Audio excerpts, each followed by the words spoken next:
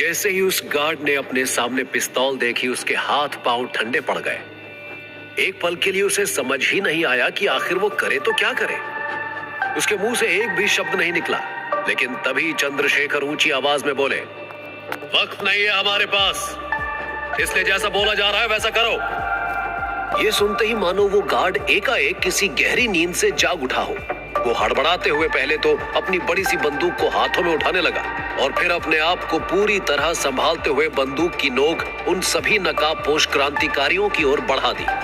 वो बेशक इतने नकाबपोशों और बंदूकधारियों को देखकर डर चुका था, लेकिन उसे भी इस बात का कोई अंदाजा नहीं था कि इनमें से ना तो कोई पेशेवर डकैत है और ना ही शूटर। लेकिन सब उसके सामने बिल्कुल इस अंदाज में खड़े थे मानो वो सब उस काम को अंजाम देने के लिए पूरी तरह ट्रेंड थे।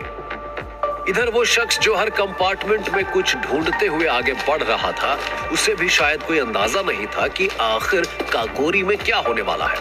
वो बस अपनी आंखों में एक चाह लिए बाजुओं को पीछे मोड़ किसी निरीक्षक की तरह आगे बढ़ा जा रहा था और आखिरकार वो उस कैबिन के ही आगे जाकर रुक गया जहां अंदर ये सब कुछ चल रहा था।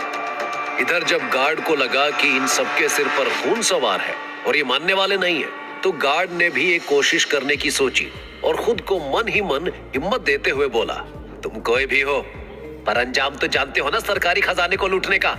अंदाजा तो होगा ही कि अगर तुम इन लोगों के हाथ आ गए, जो कि आ ही जाओगे, तो ये सरकार तुम्हारा क्या हश्र करेगी। ये सुनते ही अशफाक, जो कि अब तक चुप थे, उन्होंने अपनी आस्तीन मोड़ते हुए पूरे जोश में कहा, खुद को हिंदुस्तानी कहते हुए शर्म नहीं आई तुम्हें? तुम्हें अंदाजा भी है कि तुम जिनकी गुलामी कर रहे हो वो हमारे अपने नहीं हैं, बल्कि हम तुम्हारे हैं और इस देश के हैं, जो कम से कम इस देश को बचाने के लिए कुछ तो कर रहे हैं। लेकिन ये सुनते ही चंद्रशेखर आजाद ने आंखों से इशारा किया और चुप रहने के लिए कहा और बोले, यहां बहस से कोई बात नहीं बनेगी और हम ये करने भी नहीं आए हैं। उठाओ बक्सा और तोड़ दो इस ताले को। जिस काम को करने आए हैं सिर्फ उस पर ध्यान दो। ये सुनते ही अशफाक ने बंदूक की बट से उस ताले को तोड़ना शुरू कर दिया। इधर दूसरी तरफ बाहर वो शख्स जो अब तक किसी को ढूंढ रहा था, उसने जैसे ही अंदर से ये आवाजें सुनी, उसके होश उड़ गए। उसे अपने कानों पर विश्वास नहीं हो रहा था कि आखिर ये हो क्या रहा है। आखिर अंदर हो क्या रहा है ये जानने के लिए उसने अपने कदम बढ़ाए ही थे कि तभी उसके दिमाग में आया, नहीं, ये मेरा मसला नहीं, मुझे तो अपनी बेगम के पास जाना चाहिए, जिन्हें मैं महिलाओं वाले डिब्बे में अकेले छोड़कर इस तरफ आया था।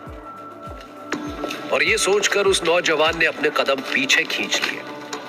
दरअसल वो नौजवान इतनी देर से महिलाओं वाले कंपार्टमेंट को खोजकर वहां सिर्फ अपनी बीवी को देखना चाहता था कि वो सुरक्षित है या नहीं। उसका इस पूरे प्रकरण से कोई लेना देना नहीं था। तो वहीं अंदर सब लोग गार्ड को घेर कर पूरी कोशिश कर रहे थे कि वो खजाना किसी तरह खुल जाए, लेकिन कोई भी उसमें सफल नहीं हो पा रहा था। लेकिन बाहर खड़ा वो नौजवान जो वहां से निकलने की सोच ही रहा था कि अचानक उसे बाहर से धड़ाधड़ फायरिंग की आवाज सुनाई, जिससे उसके होश उड़ गए।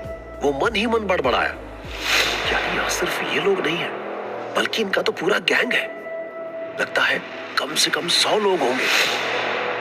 और उसने जो कहा उसका एक एक शब्द सच था, और यही तो इन क्रांतिकारियों की योजना थी, जिसे उन्होंने प्लान बी में डाला था कि जो कुछ लोग कंपार्टमेंट के बाहर खड़े होंगे वो लगातार हवाई फायरिंग करते रहेंगे, ताकि ट्रेन के अंदर और स्टेशन के बाहर तक सबको यही संदेश जाए कि वहां सिर्फ 10 लोग नहीं थे, बल्कि सैकड़ों थे। और ऐसा करने के पीछे उनका सिर्फ एक मकसद था, ट्रेन के भीतर बैठे कुछ ब्रिटिश सिपाहियों के बीच खौफ पैदा करना, जो अलग अलग बोगियों में यात्रा कर रहे थे। जी हाँ, इस ट्रेन में सिर्फ भारतीय नहीं, बल्कि ब्रिटिश सेना के कुछ अधिकारी और सैनिक भी यात्रा कर रहे थे। और जब बंदूक की नोक पर सामान्य यात्रियों से यह कहा गया था कि हम किसी को नुकसान पहुंचाने नहीं आए हैं, तो ये सारी बातें उनके सामने ही कही गई थी। लेकिन वो सभी चुपचाप सुनते रहे, क्योंकि आवेश में जब यात्री चुप नहीं हो रहे थे तो अशफाक और बिस्मिल ने उनके सामने चीखते हुए कहा था, आज भले ही आप लोगों को हमारी गुलामी का अंदाजा नहीं लग पा रहा है, क्योंकि आप रेल में सफर कर सकते हैं, पोस्ट ऑफिस में अपने खत भेज सकते हैं, और लैंप पोस्ट की रोशनी में अपनी चमकती तकदीर देख सकते हैं। लेकिन ये सब छलावा है, बहुत बड़ा छलावा। क्योंकि विकास की आड़ में ये जो कुछ हड़पना चाह रहे हैं वो सब सच नहीं है। और वास्तविकता भी यही थी कि भले ही अंग्रेजों ने बहुत कुछ देश के लिए उस समय किया, लेकिन सच तो यही था कि उनका इरादा इस देश में सारी सुविधाओं का विकास कर अपने लिए नए रास्ते तैयार करना था। वो कभी भी नहीं चाहते थे कि भारतीय उन सुविधाओं का इस्तेमाल उनके खिलाफ करें। इसलिए बहुत सी जगहों पर पाबंदी या फिर उच्च शुल्क लगाए गए थे ताकि हर भारतीय की पहुंच से वो सुविधाएं दूर हो जाएं। पूरी ट्रेन का माहौल अब बदल चुका था। सभी लोग धीरे धीरे एक दूसरे से सवाल करने लगे थे कि आखिर ये ट्रेन चल क्यों नहीं रही।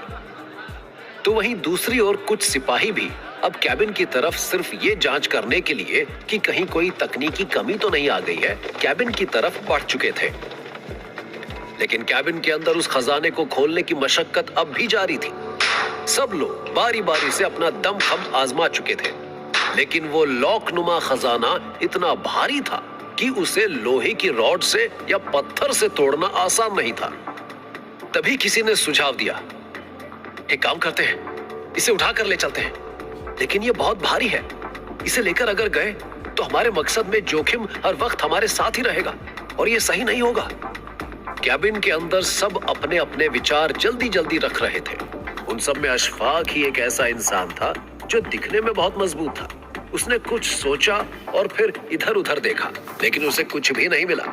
पूरी कोशिश के बाद भी वो कुछ ऐसा ढूंढ रहे थे जिसके एक वार से उस खजाने का ताला टूट जाए। लेकिन कई वार के बाद भी वो मजबूत ताला खुलने का नाम ही नहीं ले रहा था, जिसे देख अशफाक बोले, लगता है ताला जाम हो चुका है, कोई दूसरा ही तरीका अपनाना होगा। और ये बोलते हुए उन्होंने अपनी बंदूक मनमथ के हाथ में पकड़ाई और बोले, इसे पकड़िए, मुझे लगता है मैं इसे अब की बार तो खोल ही दूंगा। और ये कहकर वो अपने काम में लग गए। लेकिन तभी बिस्मिल की नजर कंपार्टमेंट के बाहर पड़ी और जैसे ही उन्होंने देखा कि बाहर कोई खड़ा है, उन्होंने एक नजर उसे घूरा और फिर अपना सारा ध्यान अंदर हो रहे काम पर लगा दिया। लेकिन मनमथ, जिन्हें हथियार पकड़ने का ना तो कोई पूर्व अनुभव था और ना ही उन्होंने कभी इसे चलाया था, उन्होंने जैसे ही अपने हाथ में पिस्तौल पकड़ी, उनके अंदर एक अजीब सा एहसास दौड़ गया। कुछ पलों के लिए उनमें वो रौब आ गया जो किसी भी इंसान के अंदर हथियार पकड़ने के बाद आ सकता है। और ये स्वाभाविक है कि या तो इंसान हथियार पकड़ने के बाद डर जाए या अपने आप को ताकतवर समझने लग जाए। मनमथ अपने हाथ में पकड़ी पिस्तौल को घुमा फिरा कर देखने लगे। अंदर उस खजाने के लॉक को खोलने की मशक्कत चल रही थी तो बाहर अचानक से कुछ लोग वहां आ पहुंचे। एकाएक वहां लोगों को देखकर सबके मन में ये डर बैठ गया कि कहीं वो पहचाने ना जाएं और कहीं उनकी सारी योजना पर पानी ना फिर जाए। इसी उहापोह में अचानक मनमथ, जिनके हाथ में पिस्तौल थी, उन्होंने एक फायरिंग की जिसका मकसद वहां कुछ देर के लिए उठे शोर को शांत करना था। लेकिन उन्हें या उनके साथ मौजूद किसी भी क्रांतिकारी को यह अंदाजा नहीं था कि ये गोली आखिर किसे जाकर लगने वाली है। अशफाक जोर से चिल्लाए, खुल गया ताला! लेकिन इसके विपरीत उस खजाने की ठीक बगल में एक शख्स गिरा और उसके गिरते ही चारों ओर खून ही खून फैल गया और सबकी आंखें खुली की खुली रह गई। आखिर कौन था वो शख्स जो जमीन पर गिरा था? क्या वो क्रांतिकारियों के साथियों में से ही कोई एक था या फिर कोई और?